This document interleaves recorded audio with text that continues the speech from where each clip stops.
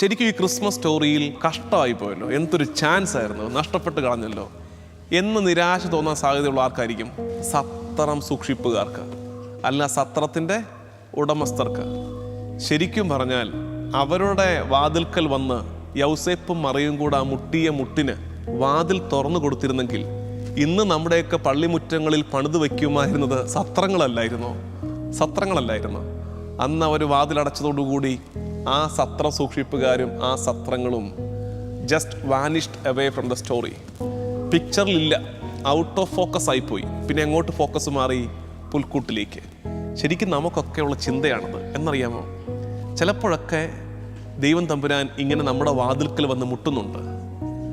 നമ്മുടെ ഒരു അശ്രദ്ധ, ഒരു നേരത്തെ താല്പര്യക്കുറവ്, നമുക്ക് വരാൻ പോകുന്ന നഷ്ടം ഭയങ്കരമായിരിക്കും. അതുകൊണ്ട് കിട്ടുന്ന അവസരങ്ങളോടൊക്കെ ക്രിയാത്മകമായിട്ട് പ്രതികരിച്ചോണേ.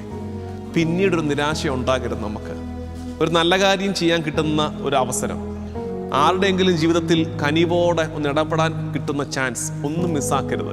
ആർക്കറിയാം ഇതിലൊന്ന് ഇനി ദൈവത്തിൻ്റെ മുമ്പിൽ വലിയ വിലയോടെ അവൻ ഉയർത്തുമെന്ന്, ഇനി വരുന്നൊരു തലമുറ ഇതിനെ വാഴ്ത്തുപാട്ടുപോലെ ഏറ്റുപാടുമെന്ന്. അതുകൊണ്ട് ലഭിക്കുന്ന അവസരങ്ങളെയൊക്കെ ക്രിയാത്മകമായി ഉപയോഗിക്കണമെന്നും, ദൈവം നമ്മുടെ ഹൃദയവാതിൽക്കൽ വന്ന് മുട്ടുന്ന നേരത്ത് മടി കൂടാതെ, മടുപ്പ് കൂടാതെ എപ്പോഴും വാതിൽ തുറന്നു കൊടുക്കണമെന്നും ഈ സത്രം സൂക്ഷിപ്പുകാർക്ക് പറ്റിയ അമളിയിൽ നിന്ന് നമ്മൾ പഠിക്കേണ്ട പാഠമാണ്. നമുക്ക് പ്രാർത്ഥിക്കാം. കർത്താവും ദൈവമായ ഈശോ മിശിഹായെ, ഒരിക്കലും നന്മ ചെയ്യാൻ കിട്ടുന്ന അവസരങ്ങളോട് ഞങ്ങൾ വാതിൽ കൊട്ടി അടയ്ക്കാതിരിക്കട്ടെ. നമ്മുടെ കർത്താവ് ഈശോ മിശിഹായുടെ കൃപയും പിതാവായ ദൈവത്തിൻ്റെ സ്നേഹവും പരിശുദ്ധാത്മാവിൻ്റെ സഹവാസവും എന്നും എല്ലാ കാലവും കൂടെ ഉണ്ടായിരിക്കട്ടെ, ഇപ്പോഴും എപ്പോഴും എന്നേക്കും.